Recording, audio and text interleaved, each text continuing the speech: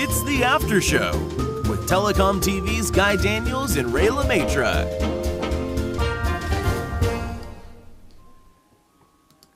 Welcome to the After Show on TelecomTV. I'm Guy Daniels, Director of Content, and we are broadcasting live and waiting to hear from you at the end of day 3 of our Spotlight on 5G week. And after another busy day, allow us to help you unwind with our perfect remedy for the trade show blues. And we are joined by some of our favourite TelecomTV guests ready to answer your questions. So please get in touch now and submit them.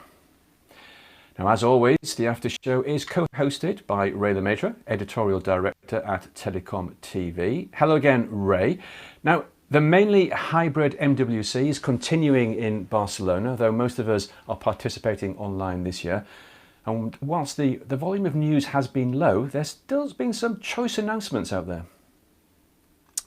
Yes, we haven't seen the anticipated flood of industry announcement, but there has been a lot going on with Edge, Telco Cloud and Open RAN at the heart of many of the announcements. I think it's fair to say that we've truly entered the era of the Telco Cloud, and we've got some great perspectives on how the Edge is playing a key role in that on today's roundtable, and also in our interviews with executives from Vodafone UK and BT for today's programming. So yeah, there is still an awful lot going on, that's for sure.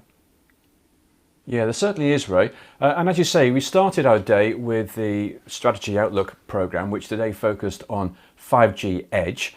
And I'm sure we'll be receiving questions around this topic. And we'll see how many we can get through. So on with the show, and joining us live on the programme today are Mark Gilmore, who is Mobile Connectivity Solutions at Colt Technology Services. Beth Cohen, SDN Product Strategies for Verizon. Terje Jensen, who is Senior Vice President, Head of Global Network Architecture and Director of the 5G Readiness Strategic Programme, Technologies and Services at Telenor. Werner Schaefer, who is Vice President, Sales, Marketing and Communications Group and General Manager of Network and Communications Sales at Intel. And Domenico Convertino, who is Vice President, Product Management, Communications Technology Group at Hewlett-Packard Enterprise. Hello everyone, it is good to see you all again. And as mentioned, we're reporting on MWC remotely this year. And in fact, I don't think any of us are attending in person, any of us here at least. We had a couple of our guests yesterday who were actually in Barcelona. But if you've watched any of our Top 10 Mobile Moments series, and if you do, you're in for some fun surprises. You'll know that TelecomTV has a long history supporting the event, going right back to 2002. But can you remember your first Mobile World Congress? Well, let's ask our guests for some of their highlights. So, Mark, let's start with you. When was your first MWC and what memories do you have? Well, Ray, I'm a relative newcomer to the actual physical event in Barcelona. My first event was only 6 years ago, and actually for me the thing that struck me was just the sheer scale, just the size of it. So, you know, I've been following it from my whole career, but it was only in 2015 that I actually got to go for the first time. Actually, so I'm a relative newcomer. Right, okay. So a relative newcomer, but we have had people whose first visit came after you. But let's come to Beth now. Was your first visit before 2015? Well, I can say I've never actually been. I was supposed to go last year, and then it got canceled on me. Okay, so your first visit is yet to come, and hopefully when you visit as well, you'll be shocked by the scale and size. Hopefully in Barcelona it'll be back to a full 7-hall extravaganza. Terje, what was your first MWC, and do you have any particular memories? Yeah, I think it has to be like 12-ish years ago. I was trying to figure out exactly what year, but I think it's about 12 years ago in Barcelona. So I think I have maybe 2 or 3 memories. The first one is that it was 4G all over. So everyone has to work with 4G, otherwise you are not there in the event. So that was maybe the first one. The second one impression I got is all the people. So it's kind of interesting to see and how many people are actually in the industry and chose to go to Barcelona. And just one example, we had a lot of meetings and a lot of discussions. So actually I brought a couple of hundred of business cards freshly printed with me, and they were all gone in 2 days. So that was kind of the last day I had to just say that my name and that's it. Sorry, I'm out of cards. Yeah, it's a busy show. You get to meet an awful lot of people at that event, that's for sure. Okay, thank you, Terje. And Werner, are you an MWC veteran, or are you still to make your first appearance there? Oh gosh, I've been to so many. I don't I don't really remember, but I think my first one that I actually saw wasn't a participant. It was the boats in Cannes where people were going on. I didn't really know what that was about, and someone told me, that there's this telco thing going on. But I also remember my actually first participant as an exhibitor.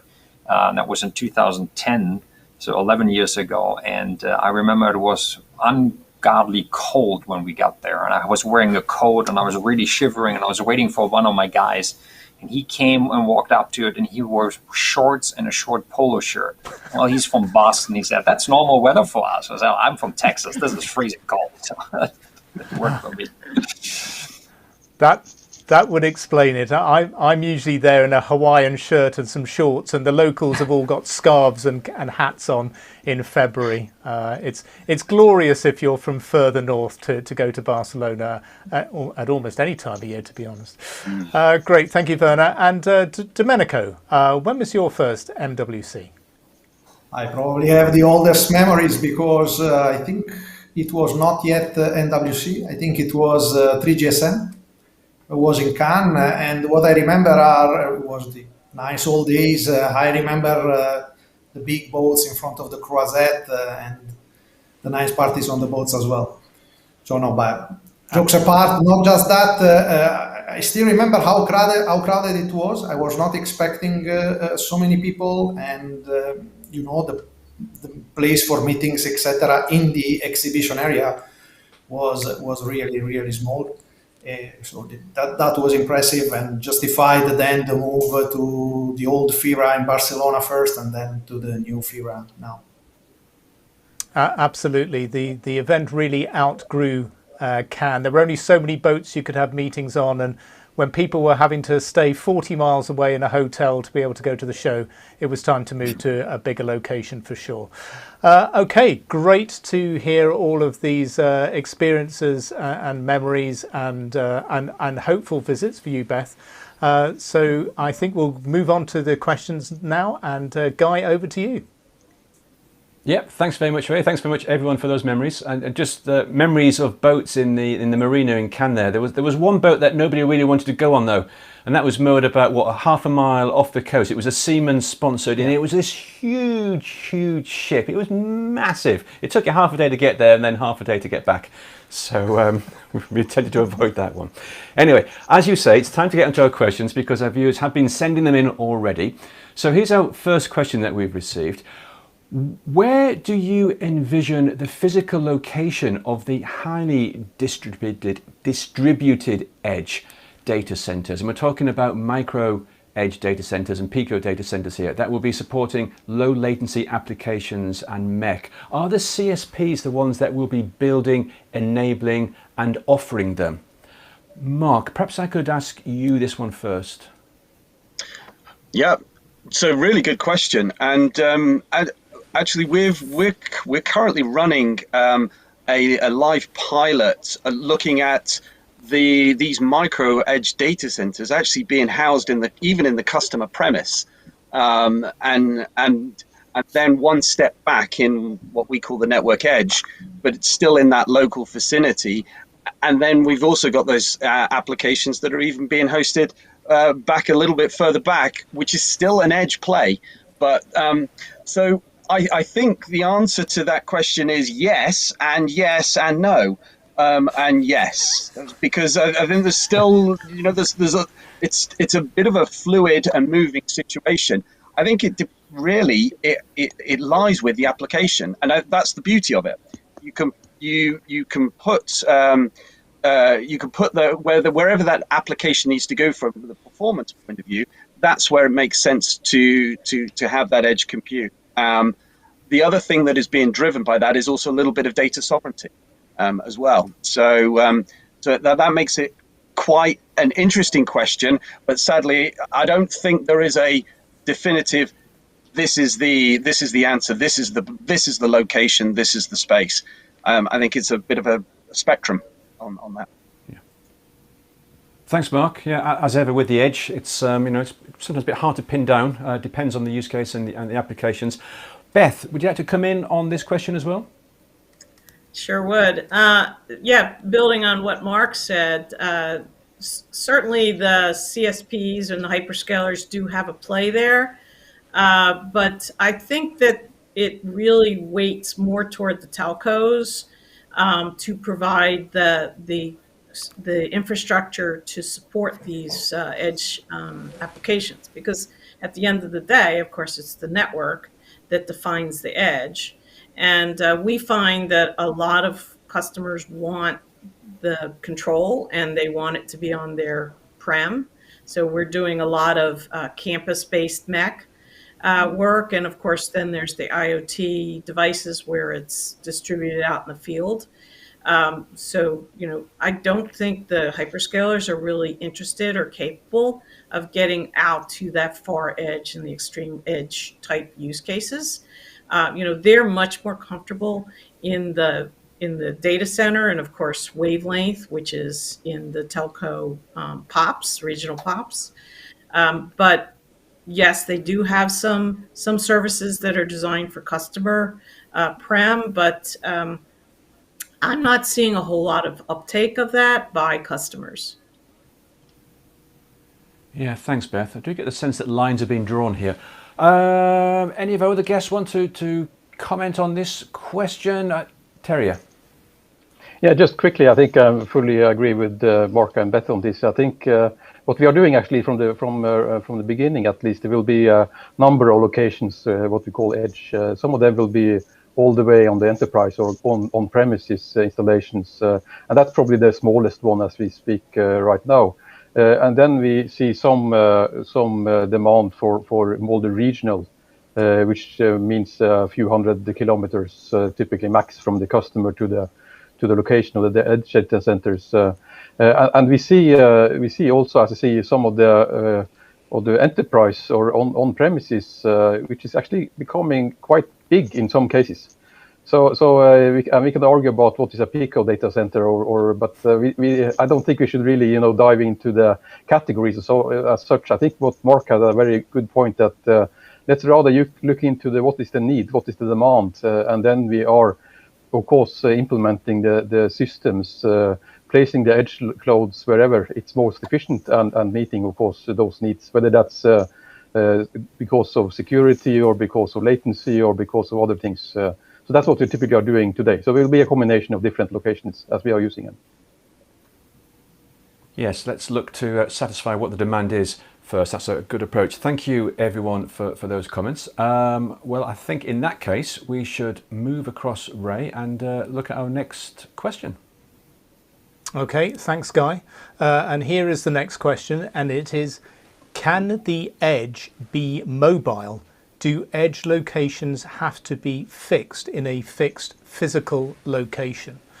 So let's start with Beth on this one. So can the edge be mobile, Beth? Totally, it is already. There's mobile units have been around for, I don't know, at least 10 years, as far as I know, maybe more, that, set up. They're commonly used in, for events, festivals, stadiums, those types of things where a mobile unit is brought in. Disasters is another common use for these mobile units. You bring in a mobile unit, you set it up, it's on a truck, and you're done. Okay, excellent. I think we've certainly all seen those those mobile vans around at different places at times. So Terje, you wanted to come in on this as well. Are there any particular sort of edge mobile assets that maybe Telenor or others are using? Yeah, we are engaging with a couple of call in customers coming either from the emergency services, like then we're talking about police, fire department, and ambulance, for example. We're also discussing with, I think what Beth was mentioning, the stadium or event kind of things, but more from the broadcasting perspective. So that's for example, the national broadcaster in Norway. And then maybe the third case, what is more concrete even, is even with defense. Which is used to this autonomy kind of thinking. That means that they are actually putting an edge cloud either in tanks or whatever, and it's moving around. So it's actually moving to where the action is, whether that's on the event, the broadcasting, or it's kind of the emergency disaster thing, or it's actually more like I wouldn't say a war, but at least a conflict zone. So there are quite interesting cases where all of these customers are actually asking for some kind of edge environment. And cloud environment. So I think that's surely a yes on the question, I would say. Okay, absolutely. Thank you. Domenico, let's come to you next. No, we believe that what is important is to stay as close as possible to where the data are generated, right? Because this is what is making the difference. So the nature of the edge computing and the benefit of the edge computing is exactly in the ability to crunch information as fast as possible. So, and this may require even mobility somehow, and to have an edge that is mobile by nature. Okay, thanks, Domenico. Absolutely, I think that we're hearing more and more about the closeness of the location, particularly around latency-sensitive applications. And Werner, you wanted to come in with some comments here too. Yeah, just to what Terje said on the mobility around broadcasting, right? Just look at the Olympics; they're going to happen pretty soon. The Olympic broadcasting systems, they're going to use some of that technology exactly to showcase and be right there. The scene is where the action is with their mobile data center video and bringing that to bear. So it will be interesting to see. Look out for that. Okay. Yes, absolutely, and that's coming up very soon, of course. Okay, all right. Well, I think that question was well and truly answered. So thank you to everybody for those contributions. Guy, over to you for the next part of the programme. Thank you, Ray. Well, it's time now for the next instalment of our TelecomTV Uncorked series. And in celebration of the after-show parties at MWC, and I know several of our guests today have participated in our evening super panel events in past years, we are going to help ourselves to a glass of wine. Our leading expert, Pierre Mansour, Director of Wine at the Wine Society, is focusing on a different region of Spain every day. So let's see what Pierre has got for us today.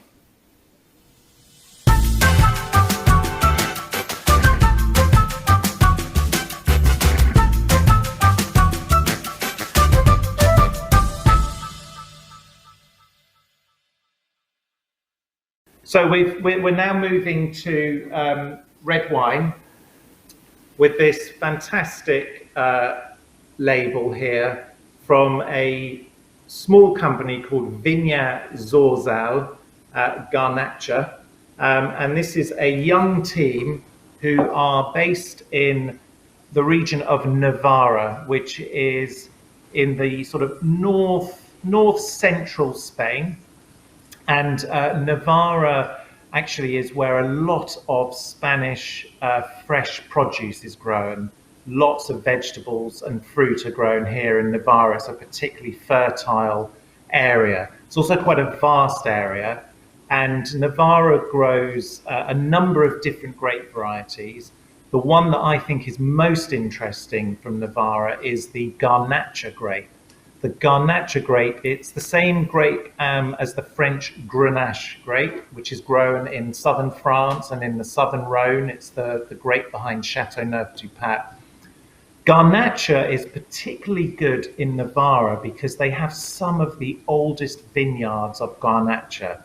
So this wine, Viña Zorzal, comes from vineyards of over 40 years old. Now, you might say, so what? What does an old vineyard bring to the wine? Well, actually, what it brings to the wine, particularly with the Garnacha grape, is it produces smaller grapes and smaller quantities of grapes per vine. And as a result of that, you get higher concentration of flavor.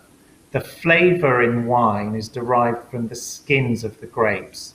So the smaller the grapes, the more skin to pulp ratio you get, and therefore more flavor. So you've got these terrifically healthy grapes of Garnacha. And this particular wine, we sell it for just £7.25. So it's an everyday sort of drinking style of red wine. It's made really simply. They pick the grapes, they press the grapes, they allow the fermentation to take place. There's no aging in oak or barrel. They bottle the wines when they're quite young. And this is a wine that is all about the fruit. It's got a lovely deep purple color. And when you smell the wine, it just has lovely red berry fruit. Very, very expressive. It's uncomplicated. And it's just a sheer joy to drink. Garnacha has this lovely, succulent, juicy quality without being powerful. So this is a lovely wine to have. It's really versatile. It'll go with all sorts of food, perfect with barbecues, perfect for parties, uncomplicated. It sits in the back. People will love it.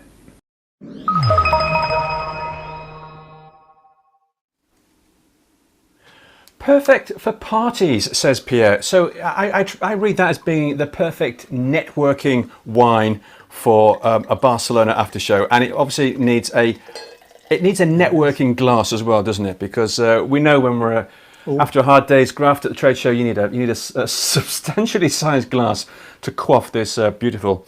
Oh yes. Well, look, it's after 6 p.m. in Barcelona now, so it is officially wine time, at least for Ray and me.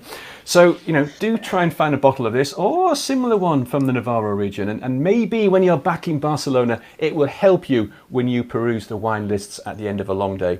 And if you don't drink, that's fine, so long as you can take the time to step away and savour a moment of enjoyment.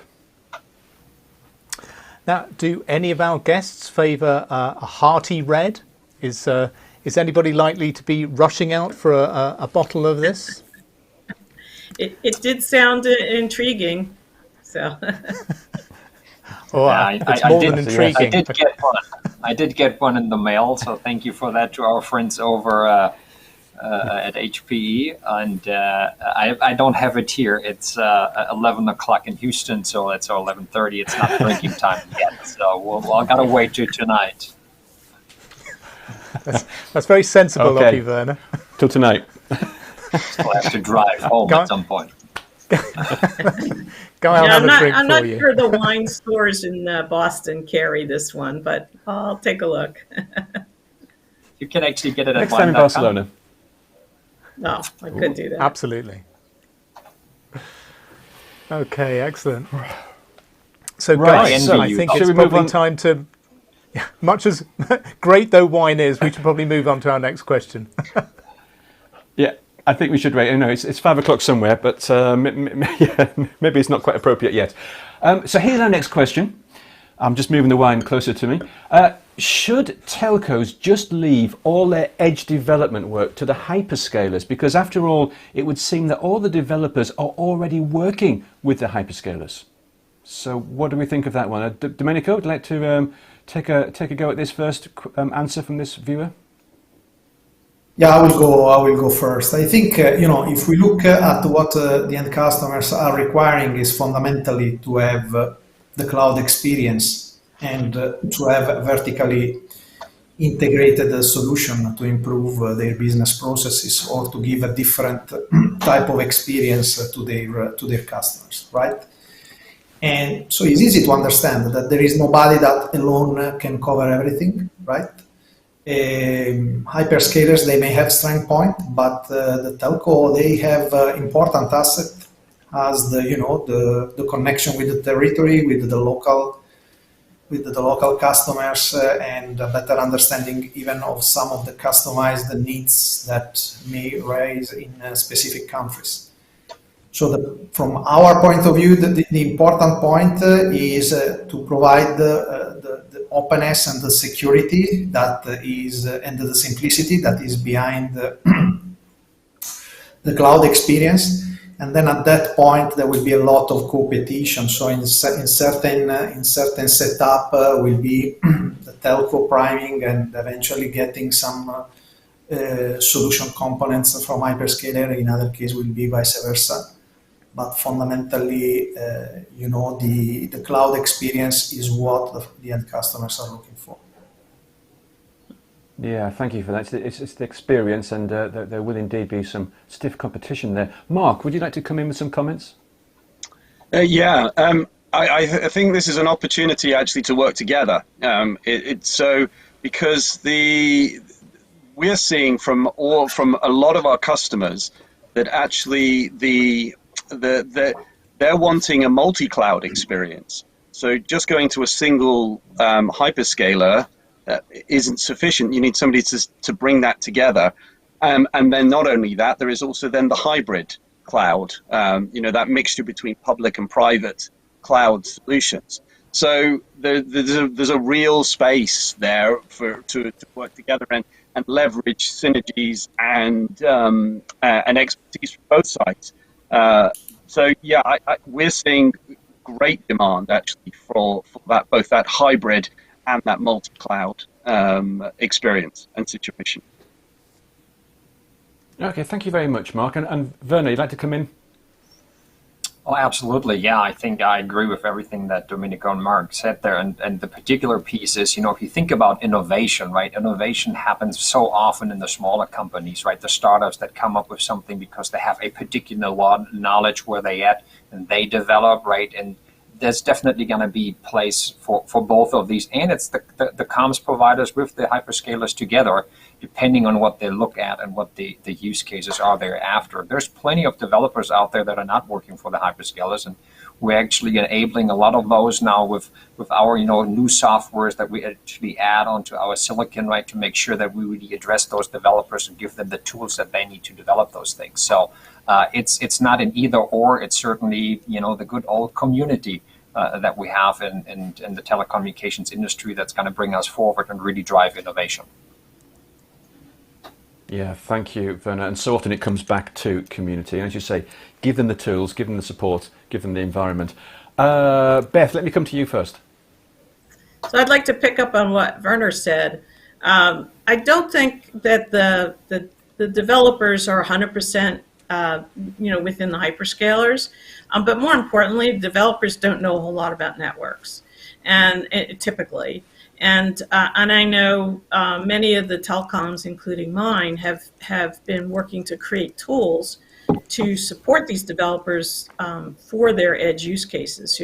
Networking tools that are able to make their applications more network aware.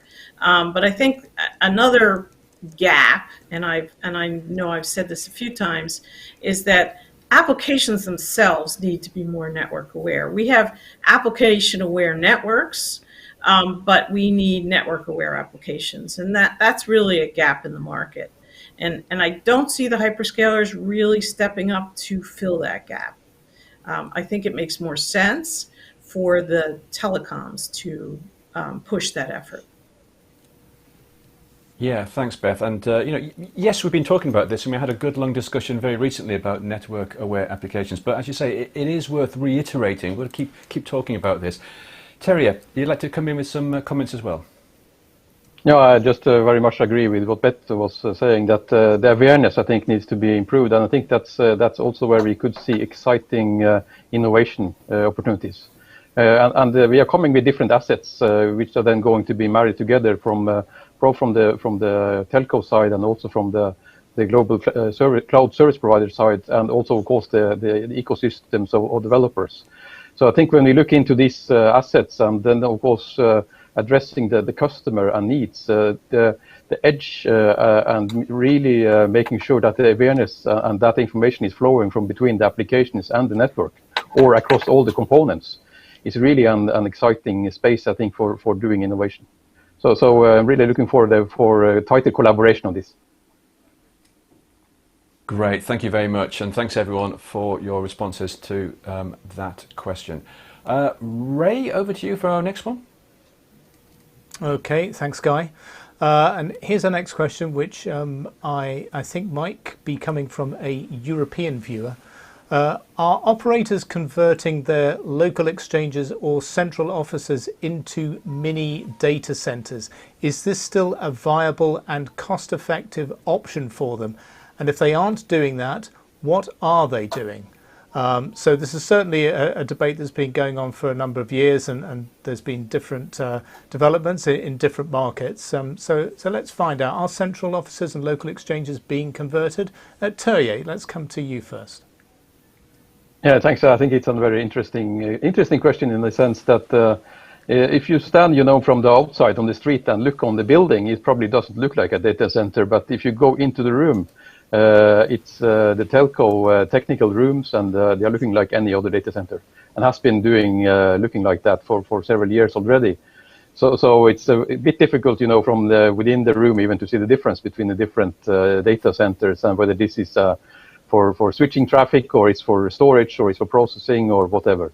So I think it's a bit of a difference if you actually move into the building itself and then look for how things are working there, and actually the ways the different racks are put together. And just to give an example, what we have been doing in Telenor. So we have been working on the data center journey for a number of years, moving away from legacy and that part and now we have passed more than 90% of the mobile data traffic is actually carried by the cloud and the data centers what we have installed in the last year. So as I said, it has been looking like any other data centers for years already from the inside, but maybe not from the outside of the building. Right.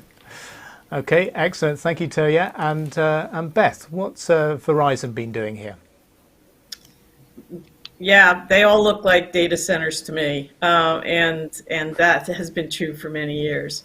But I think there's a different question that we have to ask here, which is, what role does the hyperscalers have in the telecom infrastructure? And what I mean by that is yes, of course, we're going to be leveraging our COs and regional POPs and whatever for our internal use, but how much can the telcos move some of that those services into the hyperscalers themselves? So, for example, how many of us are going to be moving some of the controllers for, let's say, SD-WAN into the hyperscalers? That's something that's well known. It's available in the industry today. And, are customers going to be comfortable with hosting in the hyperscaler environments, which are clearly not as, I would say, I don't want to say secure, but, telcos are very tight about their security and who has access to these COs. And, they're very, very, within the ecosystem. And of course, as we move these components potentially into the hyperscalers, we're giving up control, which is something that telcos are not very good at. Okay, excellent. Thank you, Beth. Domenico, let's come to you now. I want to elaborate a bit more on the cost effectiveness that was part of the question, right? Because that's one of the challenges that the edge is putting to us, right? So we are working a lot to automate as much as possible the life cycle of the gear that we have at the edge, exactly because they are distributed across the territory. So it's not economic and it's not easy to manage as when they were just in the central data center, right? So a lot of focus on automation and a lot of focus on the economicity of the life cycle of the gear that we are putting at the edge. Yeah, no, absolutely. Lots of things to consider in these evolutions. And Mark, what have you been seeing in terms of the sort of the reuse of existing space within the telco real estate? Well, I think if probably putting myself into the position of the person that asked the question, I imagine that they've heard and know of examples where, some of the local exchanges, COs, these legacy venues just don't have the space power sort of ratio to be able to cope with with uh, with modern compute requirements, those sort of things. Or, to Dominica's point, they're just not cost effective to do that. But I think also not every local exchange, every CO needs to be an edge location, a compute location. And I think that's an important part, an important point, and an important part to make note of in that. So slightly a different view to what Beth was thinking. Not all of those CO type exchanges look like data centers. Some of them still look a bit ropey inside, but they don't necessarily need to be those compute locations. Those decisions, those pieces have been made in terms of looking at what really needs to be done. And some of them have been, we went through a process of actually consolidating some of our sites actually because they just weren't needed anymore.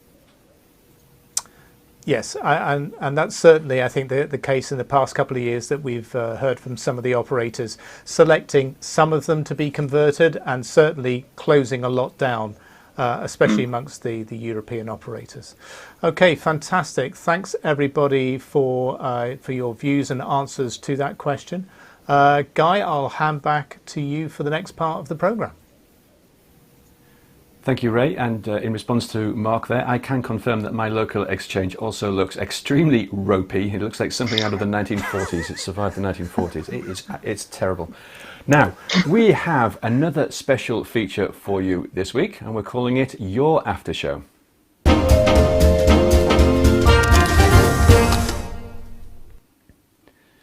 And we're asking our viewers to share their memories of past MWC events. You heard from our guest today, and hopefully you've watched our clips from past 3GSMs and MWCs in our Top 10 Mobile Moments series. So now we want to hear from you. So send us any photos you have and we'll show them on the programme. Now, we've got a few more in today, so we're just going to go through a few quick shots from our viewers. Memories of Barcelona, maybe next year. Mind you, doesn't look very busy there. A very cheeky shot. I don't believe there's an empty chairs or tables anywhere in MWC. You can never sit down at MWC. That looks like some of the meetings I've been to in the past. There, Guy. Yeah, there's always an Irish bar, of course. There has to be an Irish bar.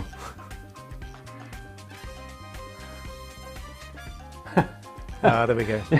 And on the subject of tapas and food, sometimes you've got to bring your own. Going back to the chairs. Yeah, if you can't sit down, just buy your own chair and take it with you. That's obviously the best way. We've all been there. We have all been there. Sometimes it just gets a little too much. Anyway, back to our after show now. Ray, have you got the next viewer question for us? Yes, thanks, Guy. I do. And the next question is, yet another telco edge group was announced today. I can't possibly attend all of these. Is there a recommendation on where I should focus my company's limited time and resources? So this does sound like it's a question that's bounced off the news today that the GSMA created a new Edge forum based on some work it's been doing for about a year and a half.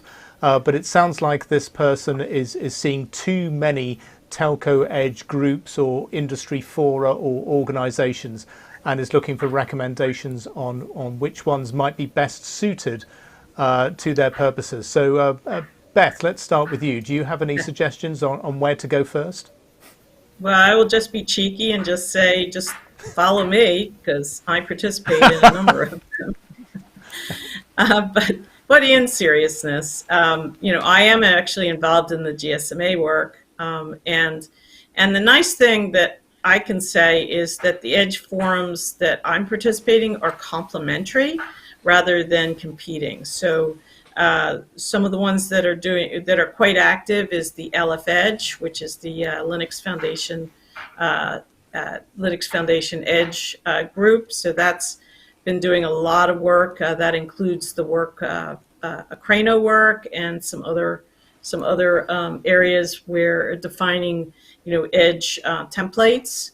I'm also involved in the Anakit project, which is under LFN, which is defining the infrastructure for telco VNFs and workloads, and that does include an edge component as well as just general infrastructure as well. And then, of course, the original one was the Open Infrastructure Foundation's Edge Working Group, which is one that's near and dear to my heart because I've been working on it, was one of the founders, and have been working on it for the past 4 years. Okay, great. So, well, 3 very good recommendations there, Beth. Thank you. Werner, any alternatives you'd like to offer? Well, I mean, obviously you got to watch TelecomTV. You got to get all the information there, right? That's for sure. But on a more serious note there, from an Intel perspective, I mean, we got the Intel network builders, we got the edge builders. It's also a good place to go. And again, get back in the community, right? So if you don't have the time to follow all these activities that are out there in the industry, get in your own little networking group that you have and where you share your knowledge and information. It's going to be helpful too, especially if you're a small company. You spread yourself too thin if you really want to be everywhere. So I would use those sources. Yeah, no, absolutely. I think this is the feeling that comes from many people that, that they've only got so many people, so much time. And so recommendations from the industry are actually useful. Mark, you wanted to come in here as well. Yeah, I have a little bit of sympathy with regards to this question because I kind of find myself in a similar position. But saying that, blessed with or fortunate in Colt that we have particular bodies and things that we work with, and so that enables us to focus in those areas. But to what Beth was saying, I am finding in my own work and research that a lot of these things are actually complementary. Hopefully, what we're finding is that these industry forums are tending to very quickly note that it doesn't make sense to duplicate or rehash, the stuff that others are doing, but start to kind of complement on those. So, to Werner's point, if you're in an entity that's a little bit smaller, then it is worth pulling upon those resources where these things are being consolidated together somewhat. Yeah, absolutely. And I think the GSMA did make the point today that they'd created this forum around some operator initiatives that are already ongoing so that they could liaise and work with the other groups that are already up and running. So, and I think that's very much the way of the industry now. There's the collaborative efforts now are much more obvious than they were maybe 3 or 4 years ago, that's for sure. Okay, great. Well, if there's no more comments, no more suggestions for our viewer here, I will turn back over to Guy because, wow, look at the time already. Incredible. Indeed. Yeah, thanks, Ray. We probably have time for one more question. But before we get to that question, it's time to check in on our audience poll. And this week, as regular viewers may know, it's a little different. We're asking you to decide who wins the daily Great Tapas Taste-Off between Ray and me. And if you watched today's news programme, The Slice, you'll have seen us make our pitches for our favourite tapas, complete with homemade videos. Now it currently stands at 1 win apiece, so it's getting very competitive. Today's choice was between Ray's tortilla and my padron peppers. And now we are going to see the live results. Oh! He sneaks a win. Wow, padron peppers. That's quite a decent margin. I think I accept that. I accept that with humble aplomb. So padron peppers wins on day 3. So that means it's still all to play for, of course. We've still got another day tomorrow. This is a bit of fun, and we'll keep the polls open for the rest of the week. Don't forget to tune in to The Slice tomorrow. That's around midday UK time, and you can see for yourself the final challenge. Okay, I think we have time for that final question. Ray, what have you got for us? Thanks, Guy. I'm trying not to look too gutted here. I was so convinced that Tortilla was going to win. Okay, here's the final question. And the question is gaming still the killer app for the edge, especially VR and AR gaming, so virtual reality, augmented reality gaming? So is gaming the killer app for the edge? Was it ever the killer app? Terje, let's come to you first. Yeah, I think that's a good question, because when we start looking into this a couple of years ago, I would say we were thinking that low latency, is definitely the key driver. But when we are engaging with customers, you see that in particular, what we see is maybe the most mature demands seems to be coming from the enterprise, meaning the business market. And they are not really talking about gaming, at least not during working hours. So what they are actually asking for is typically autonomy, something should be on the premises. They're asking for typically something related to video and video analytics, more like, again, on the campus processing capability to recognize objects or whatever, and also supporting quite a lot of sensors. And then a few of them on the manufacturing side are also asking about real-time support controlling robots. So those are the main demands and the volumes what we see these days, mainly on the enterprise market.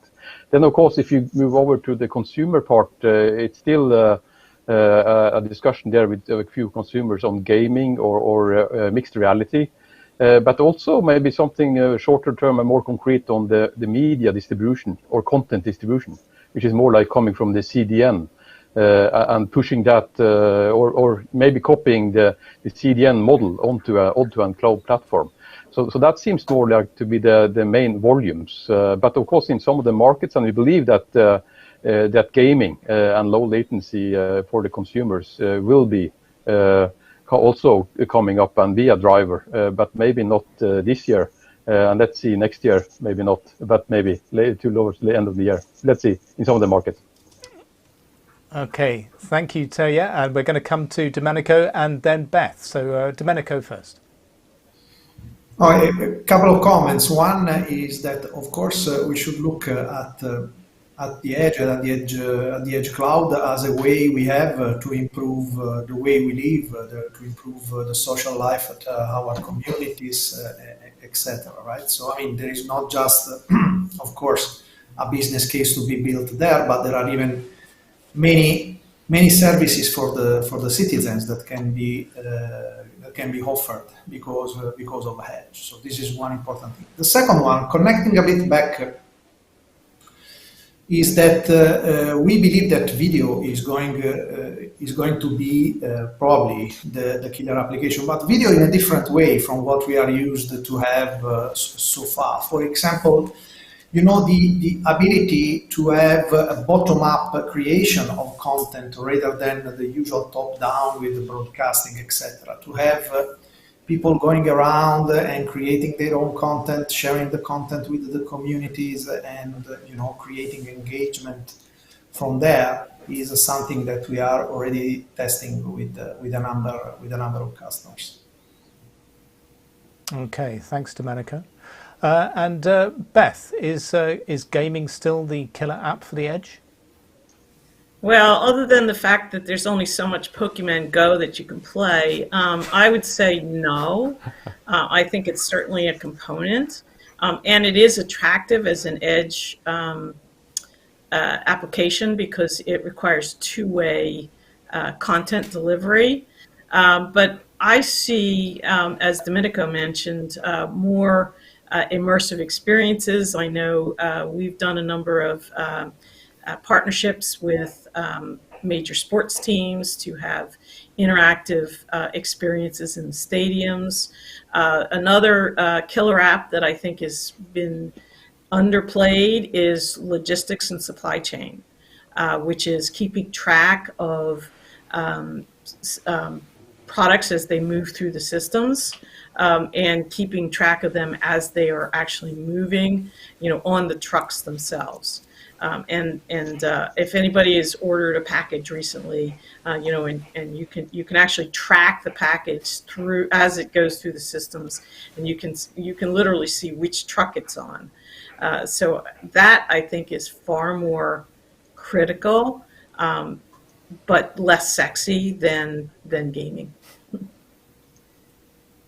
Absolutely, and I think we've heard some views just in the past few days that some of the focus of edge services has changed in the past year because of the circumstances that we've all found ourselves in.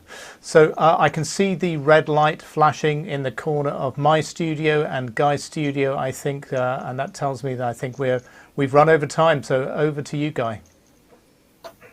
Yeah, thanks, Ray. I always see flashing lights. Unfortunately, yes, we are out of time. Thank you so much to all of our guests who joined us for this live programme. It's been absolutely great. And to our audience for watching and sending in those questions. Now, we still have plenty more in store for you tomorrow on day 4 of our Spotlight on 5G week. Yes, absolutely. The next edition of Strategy Outlook takes an in-depth look at the 5G cloud with interviews and roundtable discussions. We've reached the final countdown of our top 10 moments in mobile. Who will be at number 1? You can find out tomorrow morning. And tune in around lunchtime-ish UK time for The Slice, our daily news and analysis programme. You know, I think Pierre spoilt us with this wine choice today, because next time we're going to be at a physical event, I'm going to be absolutely demanding a Ganesha from Navarra, because it's a splendid after-hours drink. I really need to order a case of this. Ray and I will be back, hopefully, at 5 p.m. UK time tomorrow for the live after show, the final after show of the week. For now, though, thank you for watching and goodbye. The after show was recorded in front of a live online audience.